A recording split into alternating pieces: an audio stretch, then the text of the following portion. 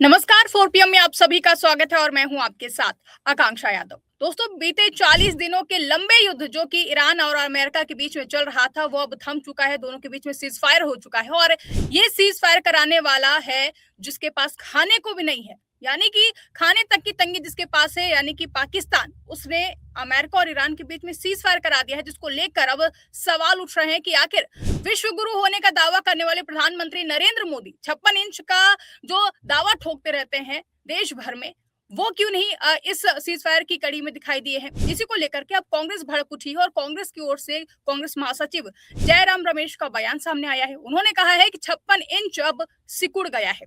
इसी पर हम चर्चा करेंगे और आखिर क्या है पूरी स्थिति। इस वक्त चर्चा करने के लिए हमारे साथ मौजूद है केपी मलिक जी। सर, बहुत बहुत स्वागत है आपका। धन्यवाद आकांक्षा जी। सर, जिस तरीके से लंबे दिनों तक ईरान, अमेरिका, इजराइल के बीच में लंबा युद्ध चला है, अब आखिर पाकिस्तान ने दोनों के बीच में सीज फायर कराया है। इसको लेकर सवाल उठ रहे हैं कि आखिर मोदी सरकार की चुप्पी क्यों रही है और पाकिस्तान ने जिस तरीके से पहल कराई है। मोदी जी दावा करते हैं कि अमेरिका यानी कि ट्रंप हमारा बहुत अच्छा दोस्त है, तो फिर मोदी जी की तरफ क्यों नहीं ये पहल की गई कि सीज फायर के लिए उनको बीच में लाया जाए। इसको लेकर सवाल उठ रहे हैं और इस पर जयराम रमेश का आया है बयान। उन्होंने कहा है कि 56 इंच का सीना सिकुड़ गया है। इसको लेकर आप क्या कुछ कहते हैं, किस तरीके से इस बयान को देखते हैं? देखिए आकांक्षा, हमें पहले ये समझना होगा कि जिस प्रकार से पाकिस्तान शांति दूत बन के उभरा है, ये पाकिस्तान के लिए बहुत बड़ी उपलब्धि है और भारत के लिए ये डूब मरने वाली स्थिति है। जहां भारत की तरफ पूरी दुनिया देख रही थी पिछले करीब 1.5 महीने से कि भारत कुछ एक्शन करेगा, भारत कुछ करेगा, वहां भारत इजराइल से लौट रहा है युद्ध के 2 दिन पहले।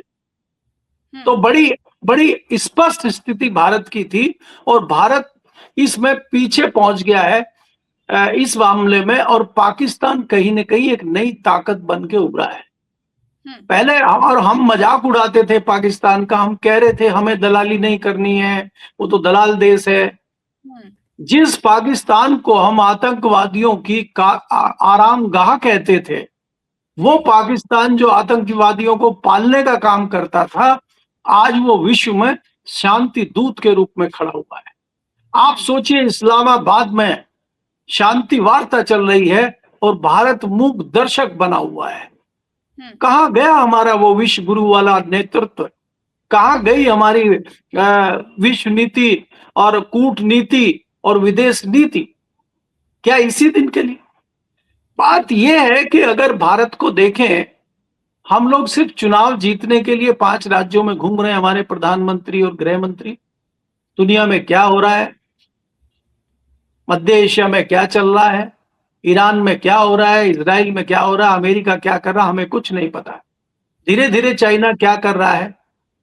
हम भारत अभी बहुत खराब स्थिति में है और भारत की जो राजनीति है, भारत की जो कूटनीति है, वो हमारी समझ से परे है।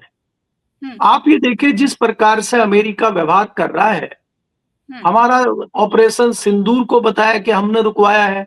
ऑपरेशन सिंदूर क्यों रुका, ऑपरेशन सिंदूर में क्या हुआ, आज तक सरकार ने क्लियर नहीं किया है। ईरान से हमारे इतने पुराने संबंध थे, रशिया हमारा दोस्त था, आज दोनों हमसे दूर हैं। ईरान हमें सस्ता तेल देता था, भारतीय रुपए में तेल देता था, हमारा इतना सहयोग करता था, और हमने 2 शब्द उसके लिए आज तक नहीं बोले। बिल्कुल सर, सवाल भी यही उठा था जब खामेनेई की मौत हो गई थी, रातों रात जिस तरीके से ईरान पर हमला किया गया था, सभी देशों ने शोक संवेदना व्यक्त की, सभी ने एक ट्वीट किया, कम से कम एक ट्वीट ही किया, बयान नहीं जारी किया तो। लेकिन भारत की ओर से, प्रधानमंत्री नरेंद्र मोदी की ओर से ऐसा कोई भी बयान नहीं दिया गया, कोई भी शोक संवेदना नहीं उनके प्रति दिखाई गई।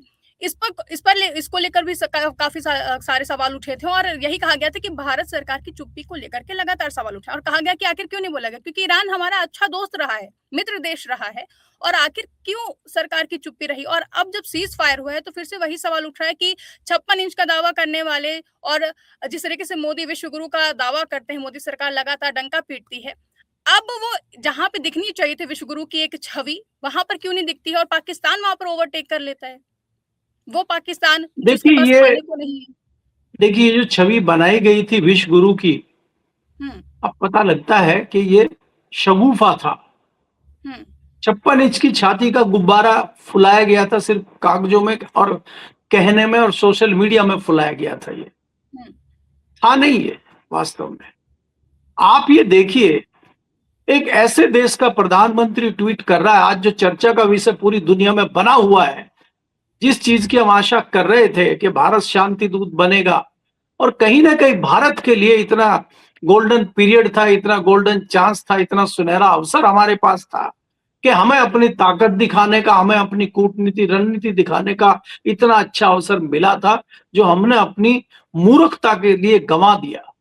आज पाकिस्तान ने उस मौके को हाथों हाथ लिया, और आज पाकिस्तान के प्रधानमंत्री का एक एक फोन आता है। शाहनवाज शरीफ ट्वीट करते हैं कि 15 दिन का सीज फायर हो गया है, अमेरिका और इजराइल और ईरान से बात हो गई है, तीनों देश सहमत हैं, और खाली इजराइल और अमेरिका ईरान पे ही हमले नहीं रोकेगा, बाकी दुनिया में अगर किसी भी देश पे इजराइल हमला कर रहा है, चाहे ईरान हमला कर रहा है, चाहे किसी पश्चिमी देश पे, खाड़ी देश पे हमला हो रहा है, सारे हमले रुकेंगे 15 दिन।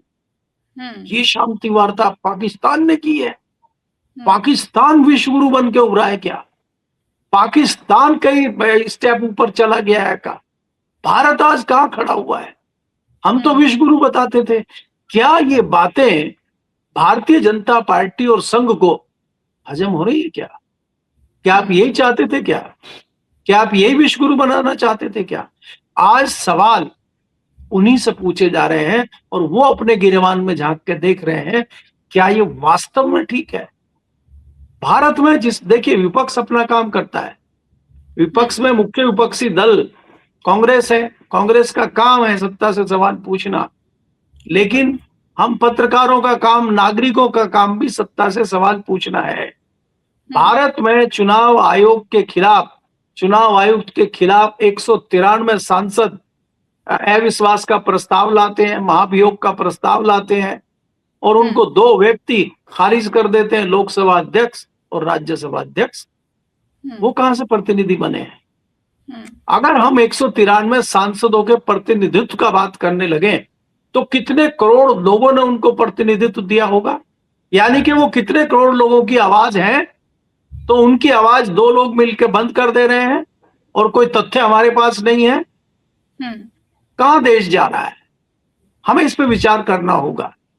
आज भारत की स्थिति बहुत खराब है, और अभी जो है, अभी हमें ये नहीं सोचना चाहिए कि मामला शांत हो गया है या युद्ध समाप्त हो गया है, भारत के लिए सब ठीक है। भारत की परेशानियां बढ़ सकती हैं। जिस प्रकार से चीन कंट्रोल कर रहा है हिंद महासागर में, अपना बेस बढ़ा रहा है हिंद महासागर में, अपनी चीजें बढ़ा रहा है, जिस प्रकार से अपने संगठन को मजबूत कर रहा है, जिस तरह से अपने पोर्ट बना रहा है, जिस तरह से वो अगली रणनीति कर रहा है, उसमें भारत कहां खड़ा है? भारत क्या कर रहा है? ये बताना होगा देश को। तो ये सारी चीजें हमें समझनी होंगी, लेकिन बड़ा दुर्भाग्यपूर्ण है कि आज पाकिस्तान शांति दूत बन गया है, और भारत जो है मूक दर्शक बना हुआ है। जी बिल्कुल सर, अगर हम देखें, मूक दर्शक तो बना हुआ है भारत, और सवाल भी उठ रहे हैं, लेकिन अगर हम अमेरिका की बात करें, जिस तरीके से एक छोटे से ईरान ने अमेरिका से अपनी 10 मांगे मनवा ली हैं, इसको आप किस तरीके से देखते हैं? क्योंकि अमेरिका सुपर पावर होने का दावा करता है, हर कोई इसी नाम से जानता है कि सुपर पावर अमेरिका के पास है, बहुत सारी, वो ताकतवर है, लेकिन छोटा सा ईरान, उसने अपनी 10 मांगे मनवा ली। ये एक बहुत बड़ी बात हो गई है सर, इसको आप किस तरीके से देखते हैं?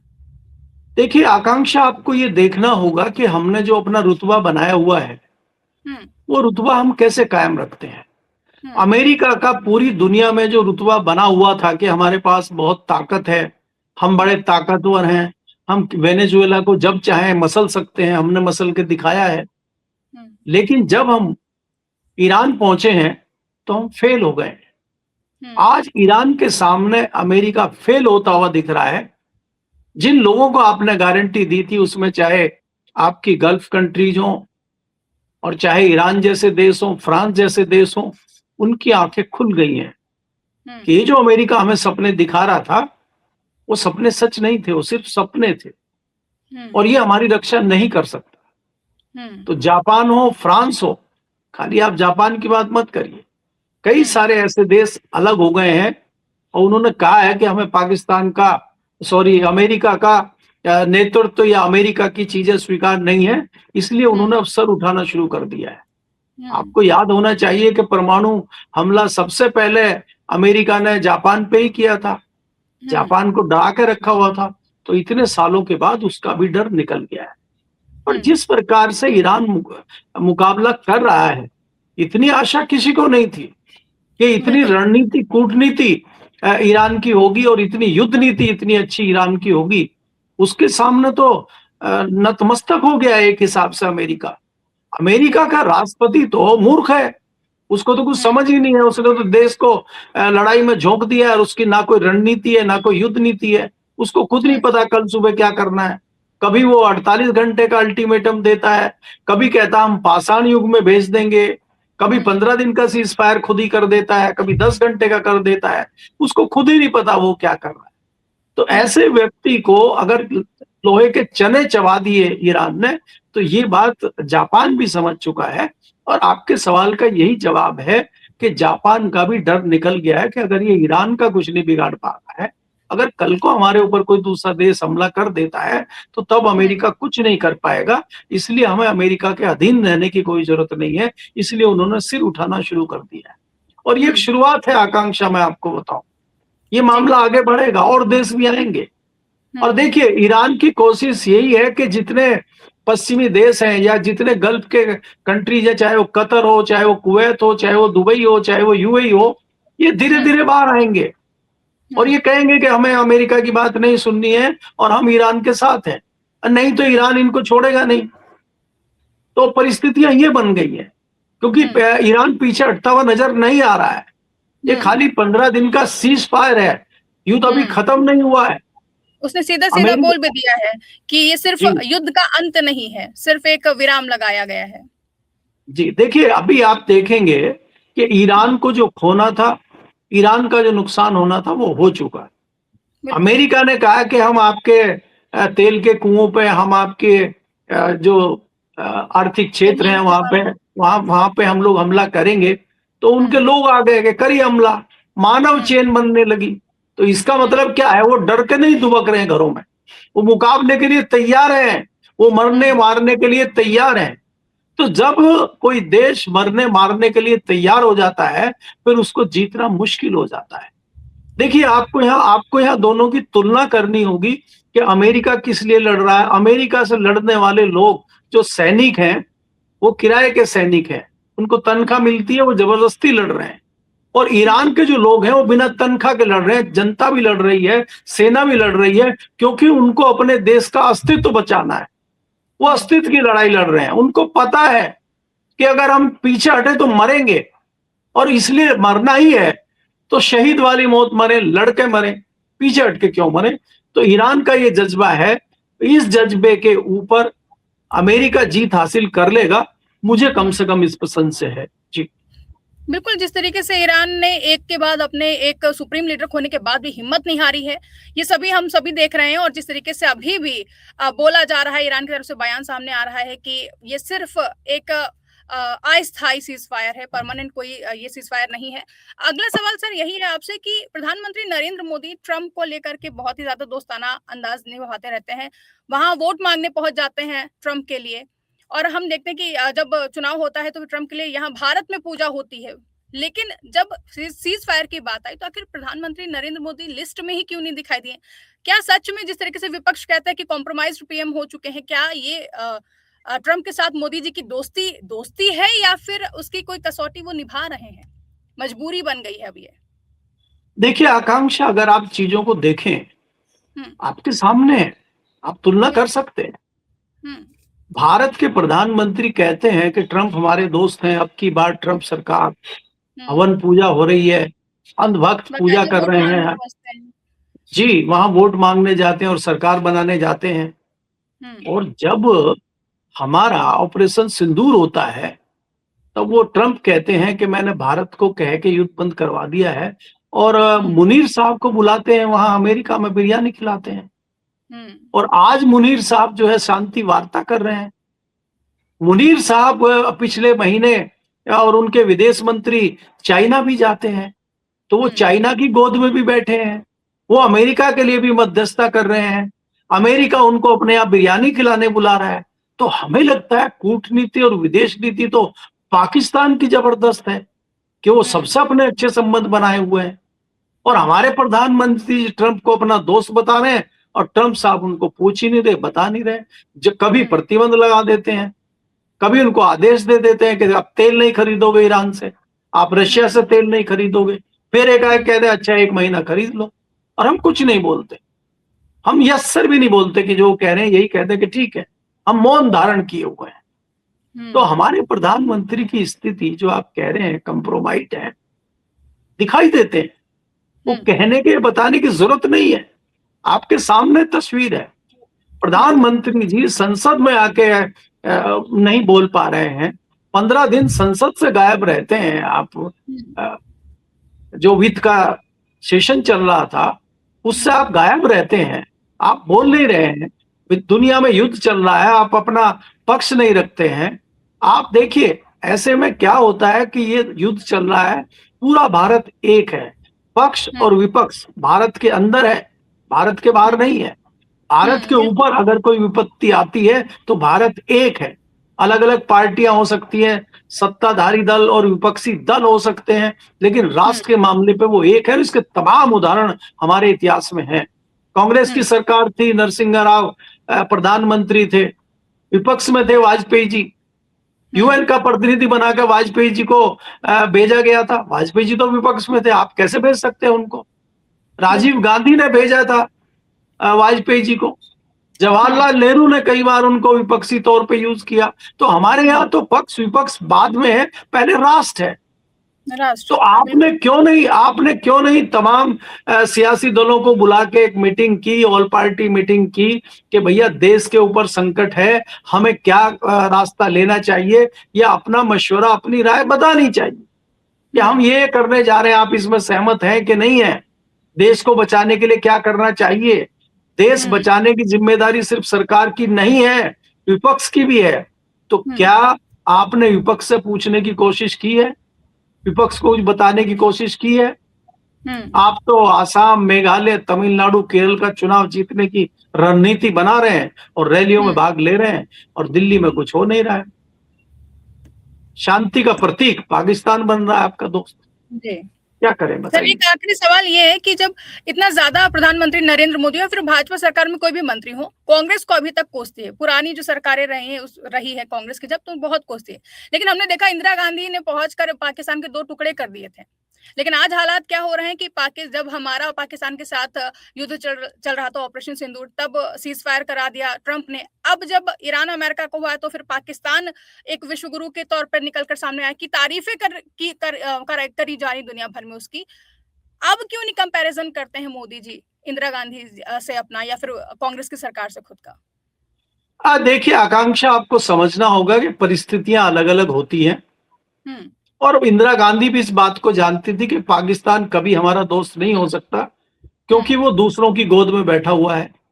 अमेरिका हमेशा हमारा दुश्मन रहा है और अमेरिका की गोद में पाकिस्तान बैठा रहा है। दूसरी बात यह है कि हमारे रिश्ते पिछले कई दशकों से रशिया के साथ बहुत अच्छे हैं। रशिया हमारे साथ अच्छे बुरे में हमारे साथ खड़ा रहा है, और क्योंकि अमेरिका और रशिया की नहीं बनती है, इसलिए पाकिस्तान हमेशा अमेरिका की गोद में बैठा रहा है। इसलिए पाकिस्तान नहीं सुधरेगा, ये सोच के इंदिरा गांधी ने उनको टुकड़े करने की कोशिश भी की थी, और उसमें वो कामयाब भी हुए थे। दूसरी बात, उसके बाद भी अगर आप देखेंगे, वाजपेयी जैसे लोगों ने भी कोशिश की थी कि पाकिस्तान को सही रास्ते पे लाया जाए, लेकिन पाकिस्तान तो नहीं सुधरता है। पाकिस्तान ने तो उल्टा वाजपेयी जी की शांति वार्ता को, वाजपेयी जी के प्रयास को कारगिल युद्ध में बदल दिया। लेकिन उन्होंने प्रयास किया, उन्होंने ईमानदारी से देश को बताया कि हमने प्रयास किया था, लेकिन गद्दारी हमारे साथ की और देश उनके साथ खड़ा हुआ है। आज कोई भी वाजपेयी जी के ऊपर उंगली नहीं उठा सकता। दूसरी बात, अगर आप देखेंगे, उसके बाद मनमोहन सिंह सरकार में भी जब आतंकवादी हमला मुंबई पे किया 2008 में, तब भी अलग थलग दुनिया में पाकिस्तान को करने में भारत की बड़ी कूटनीति काम आई थी, और हमने बहुत अलग थलग और एक आतंकवादी देश घोषित करवा दिया था पाकिस्तान को, और दुनिया में एक ऐसी पहचान पाकिस्तान की बन गई थी कि आतंकवादियों को पालने वाला देश पाकिस्तान है। इसकी छवि खराब हमने कर दी थी और इसको दुनिया से अलग थलग कर दिया था, जो ये अभी तक था। लेकिन ये पिछले कुछ सालों में, जब से हम विश्व गुरु बने हैं, तब से ये कुछ सालों में पाकिस्तान धीरे-धीरे ऊपर पहुंच गया और आज परिस्थिति ये बन गई है कि आज शांति दूत बन के उभरा है पाकिस्तान। और भारत कहाँ चला गया है, ये आपके सामने है।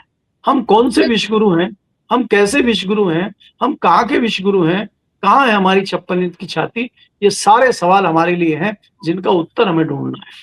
जी। बिल्कुल सर, बहुत-बहुत धन्यवाद सर आपका हमारे साथ जुड़ने के लिए और ये जानकारी साझा करने के लिए। तो हमारे दर्शक इस पूरी चर्चा को किस तरीके से देखते हैं और जिस तरीके से विश्व गुरु की इमेज धूमिल होती दिखाई दे रही है, इसको लेकर आपकी क्या राय है कमेंट करके हमें ज़रूर बताइएगा। अगर वीडियो पसंद आई है तो उसको ज़्यादा से ज़्यादा लाइक और शेयर करना ना भूलें। हमारे चैनल पर नए हैं तो चैनल को सब्सक्राइब ज़रूर कर लें और देखते रहिए 4 पीएम न्यूज़ नेटवर्क।